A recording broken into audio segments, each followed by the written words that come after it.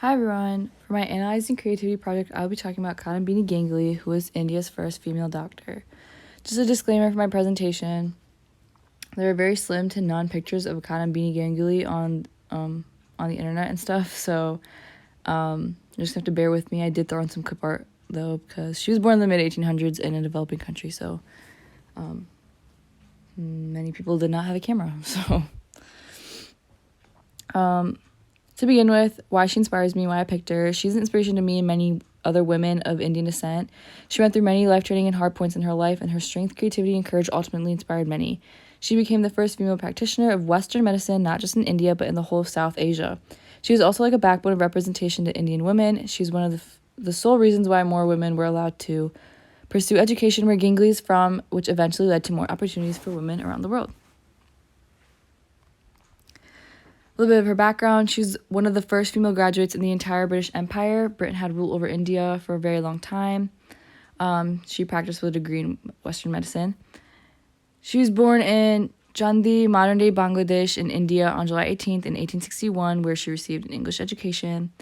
Women typically did not receive education at this time, but her father was headmaster of Bhagalpur School and understood the importance of education, so he allowed her to go to school.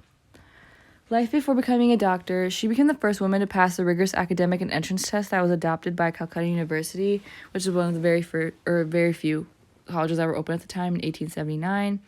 Her successor inspired Bethune College to start their first arts program, which only consisted of Ganguly and her peer Chandramukh Balsoon. They both completed the program in 1883, becoming the first women to graduate college in India and the first two to complete that program that year.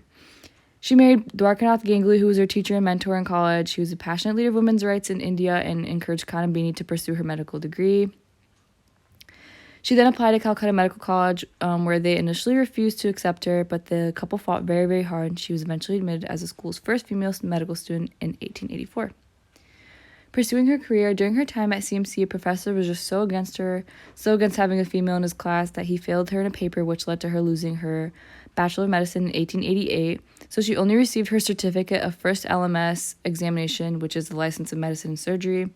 She finally received her GMCB, which is Graduate and Medical College Diploma, that allowed her to start private practice as a doctor after completing her studies at CMC.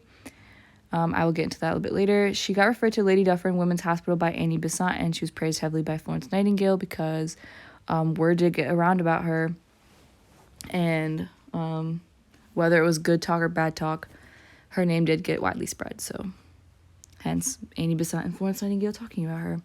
She did not get that MB degree due to that one professor, so many started looking down at her at the hospital. There's already a big bias against female doctors, and Ganguly was usually treated as a local midwife, which is unfortunate because I think that everyone who has a role in healthcare should be equally respected, but it is more typical for you to have more respect if you have a higher level job in the hospital, so... She then, after the whole debacle, decided to further her medical studies in England.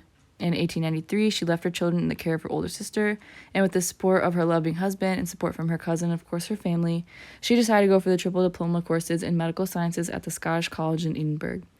Since she already had a BA degree and a GMCB, she completed her triple diploma fairly quickly.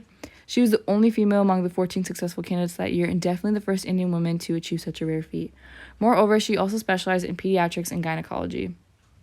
The three diplomas she obtained were Licentiate of the College of Physicians, Edinburgh, Licentiate of the College of Surgeons, Glasgow, and Licentiate of the Faculty of Physicians and Surgeons, Dublin. She started working at her private practice, which I will get into, when she came home, and it was so successful that she left the hospital job. She was always pushing against the glass ceiling set on women's freedoms at a time when ill practices, such as child marriage and sati, were strife. And if you don't know what sati is, it was a very dark practice where basically, like, if you had a deceased husband, then, like, if you were a widower, you're supposed to, like, kind of sacrifice yourself or sacrifice other things in your life, and it was just this really bad concept that women were supposed to uphold, so Ganguly was very, driven to kind of put an end to that. She juggled many different aspects of her life despite the discrimination of women and all the hatred she had faced. She never gave up on her dreams or compromised her responsibilities. She did suffer from high blood pressure, but she never let it come between her and her work. And on October 3rd, 1923, she operated a very critical operation on a patient. On that same evening, she came home really exhausted and super worn out and unfortunately passed away in her home. Why she inspires me, I want to go into healthcare myself, and Ganguly is a very inspiring person I look up to. She faced many obstacles that women still face today, but she showed the world that hard work and determination pays off and that you should never give up and never back down. And I do really wish that like more of her story was out there and there was more information about her. More into the creativity side, she isn't very creative in the arts end because her main focus was in medicine, but she's creative to me because she found ways to beat around the bush and fight her fight with a heart-driven passion, and all of which was poured into her life's work. She did use rejected ideas as sources of inspiration, kind of like Esther Pearl Watson. In one of the videos that we watched in class, Esther Pearl Watson talked about how she used her rejected ideas and pieces of art as fuel, and Kadambini did the same. She used those rejections as fuel to continue her work in education.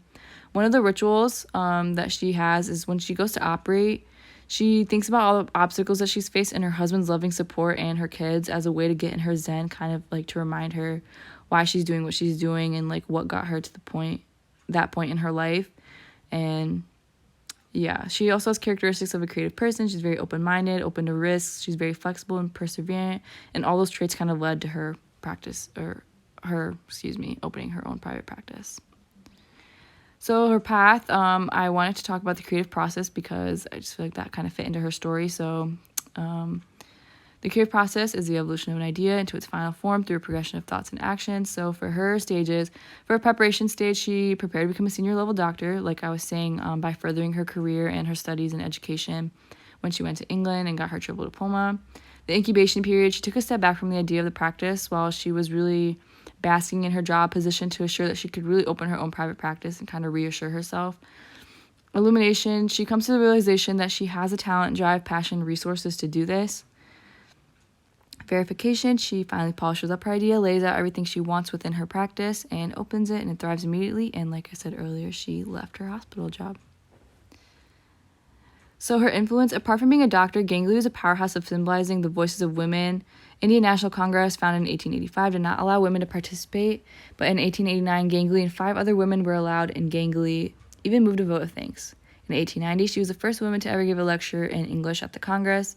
In 1950, Kadambini spoke against the practice of Calcutta Medical College, which was the college that rejected her at first, for not allowing women to study there at a major medical conference. So provoking were her words that they changed their policy and finally started to admit all female students. A striking case took place when male doctors diagnosed a tumor in the abdomen of a girl, but Ganguly correctly diagnosed it as a pregnancy and safely delivered the child. A fun fact I have about her, she was also known for amazing talent for knitting yards of beautiful lace, and great needlework. Unfortunately, there are not like pictures of her work, but a lot of people did vouch for her and this talent that she had. She did take charge of Nepal's Queen Mother in 1865 until she recovered in 1896, which led to a lot of royal families reaching out to her for treatment. So overall, I feel like all of this kind of goes to show that she was very underestimated and she had very fiery passion to become the doctor that she was. And she just had very inspiring things that she did throughout her life. Thank you.